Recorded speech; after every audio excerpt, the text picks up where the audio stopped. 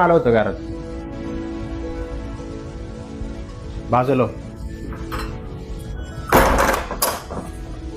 खरं सांग, कोण आलं होतं घरात? मला क्रिशने सगळं सांगितलंय. नाही दादा, कोण नव्हतं आलं, खरं सांगते.